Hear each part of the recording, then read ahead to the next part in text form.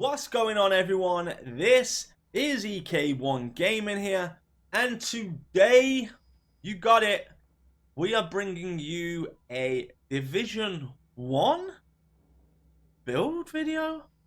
This is 2020, why are we bringing Division 1 build videos out? But anyway, listen, when I've been streaming Division 1, a lot of you guys have been saying, what build are you using, man? What build is it? What build are you using? How have you got your build set up? All these different questions. So today I'm going to show you my absolute shredder of a build. Now I think I did a video on this a long time ago, but I just couldn't find it. So I'm going to redo it for you guys again, so you can see what build I'm running in the dark zone at the moment. Now bear in mind, this build hits hard, okay? But the survivability is not the greatest. So you're not going to be able to go up against a server solo, okay? The survivability lacks. However, the damage output is ridiculous. Like, we're hitting 40k crits. So yeah, so basically just work in a team or be tactical with your movement. So right now we're just going to get straight into the video. We're going to go straight into it. I am using 2 pieces of Predator's Mark, 3 pieces of Banshee with the Ninja backpack. Now, if you don't know already, I'm assuming you all do, but I'm just going to go into the Ninja backpack. The Ninja backpack basically slots in with any equipment gear set to fulfill a requirement towards unlocking a gear set bonus. So basically, what that does, if I have 2 pieces of Predator's Mark, and then I use the Ninja, that puts it to 3 pieces Predator's Mark, and 4 pieces of Banshee. So it just adds a piece for each gear set. So first of all, we're going to get into the chest piece. Now I'm running a Predator's Mark vest. Now let me tell you, this is all fully optimized, okay? These are max stats, okay? Absolutely max stat. So on this, I am running stamina. So I've got the stamina run, health, skill haste, ammo capacity. Now in terms of the skill haste, you can change that to kind of whatever you like, really. I just like a bit more skill haste for the heals because it's not very good for survivability. But again, the skill haste doesn't make that much difference. Also on this, I am running the mods.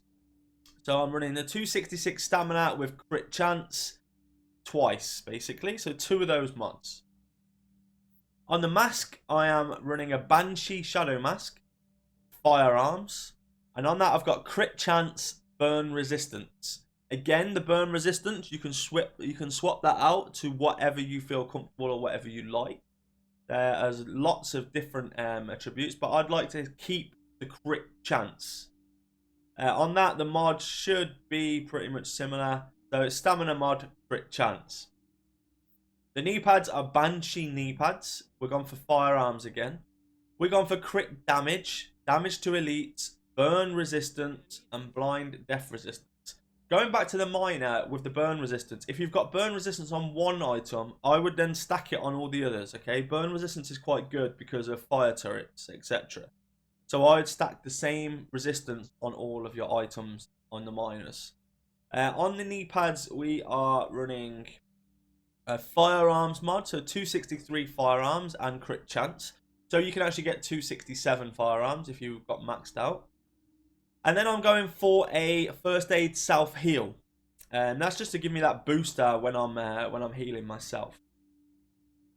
So then we're going to go for the Ninja backpack, firearms roll with crit damage and ammo capacity, and we're also running firearms mod with crit chance, and then the performance mods are 2% crit hit damage and a 6% first aid self heal.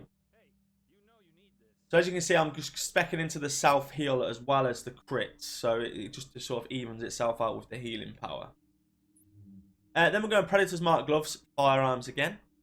SMG damage, critical hit damage, critical hit chance. That's very important to have those 3. I would not change any of those out. Unless, of course, you're using an AR. Which this build will work with an AR, but it won't be as effective in terms of the crit chance stack. You'd have to re-roll a couple of items to make the crit chance better. On this, I am running nothing because there's no mod slot on the gloves, but it's okay. So on the Banshee Shadow holster, we've got it maxed out, as you can see. We've got crit chance on there. And the mod is a 2% false critical hit damage mod. So that's the gear pieces in a set. Let's take a look at the weapons I use. I use dual house on this. You see, one of them's got 498,000 DPS. One of them has 551,000 DPS. And I'll show you why in a second. So the first one I use is deadly, responsive, and then obviously card counter. So deadly and responsive are very good. It's maxed out, so it's got 23% crit hit chance. The weapon damage is 24.6k. Now, the reason I picked deadly and responsive. Deadly, of course, get more crit damage. So I've got a high crit chance. I want the high crit damage. Then responsive, always seem to be up close and personal. So if you're within 10 meters to the target, you get an extra 10% damage. And it's quite easily to unlock in terms of when you're running firearms builds. So the requirements are quite good for it. On that, I've got 120% magazine size, 4% crit damage, 5% rate of fire. Optics, 19% crit damage, optimal range, and crit chance. Loud vent break, 18% crit damage, headshot damage, crit chance, and increased threat. And the undergrip or small grip, 19 crit damage, accuracy, optimal range. On the second one, we are running vicious, deadly, card counter. Now, a lot of people say to me, why do you not run Unforgiven? Now, personally, I don't like Unforgiven. I don't really get on with Unforgiven and how it works. So for me, vicious, when you have more than 2 segments of health, your crit hit chance is increased by 10%. Now, you might think, oh, you know what? That's a bit of a waste because you've probably got 60% already. But sometimes, like, you haven't, you know, like when you've took off the mods and stuff, you haven't got that 60%. This just gives you that extra bit at the beginning of the fight. Okay, it does go inactive once you start getting shot. However, the card counter, that will put 20% more damage for you. So it kind of evens itself out for me. I just like this. You could also have Fierce, which just gives you that, I think it's 5% or 7% overall, constantly. But it's up to you guys, honestly. So the magazine, 120% mag size, crit damage, rate of fire again. Small optics, C79 scope basically, 19% crit damage, 2.5% crit chance, and then headshot damage. Then the loud vent break, 19% crit damage, 5.5 headshot damage, 3% crit chance, and then increased threat. And then the underbarrel, 19% crit damage, 4.5 reload speed, and 2.5 stability. So that's basically the build in itself. You could use any pistol. The pistol really for me doesn't matter. I've got harmful on my pistol in case someone's running away. I can put a bit of bleed on them. But in terms of the build, that is sort of what you should be aiming for this build. If we go in now, take a look at our sort of skills and talents. Skill I'm using is the Pulse, which is the mod. The mod is the tactical scanner. So range of 60 meters, duration of 20 seconds.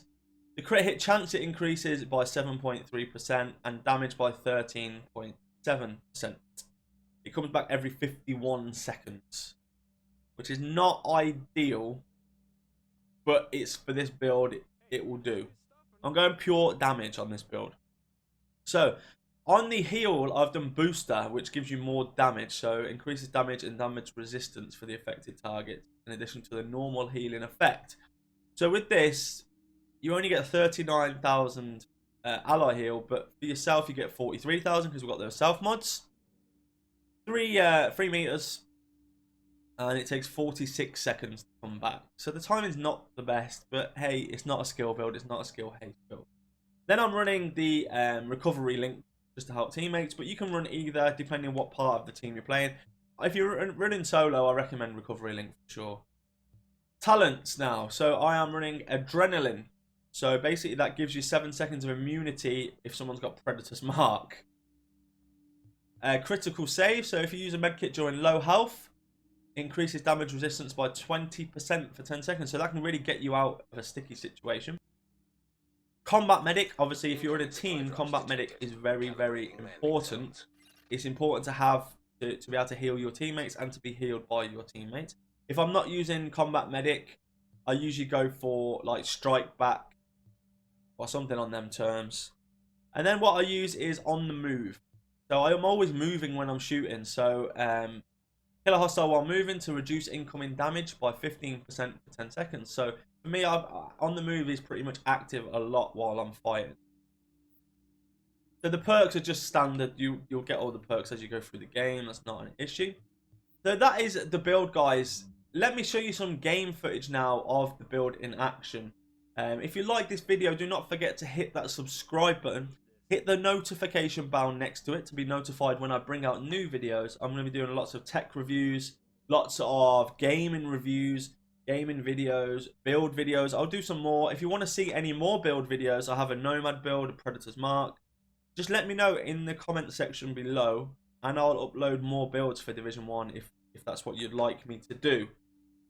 So guys, here's the gameplay. Don't forget to hit that like button, and I'll see you all in the next video. Let's go. Look, there's a fourth one way over there, and there's 3 right here. Yeah, the other one's They don't see us. make that 2 over here. 1 over here. Where's our healer?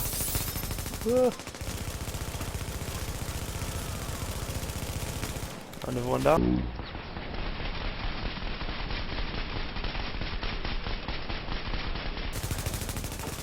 Should be all of them, right? Oh, no. Yeah, he hit a clutch heal. He's dead. Okay. He did.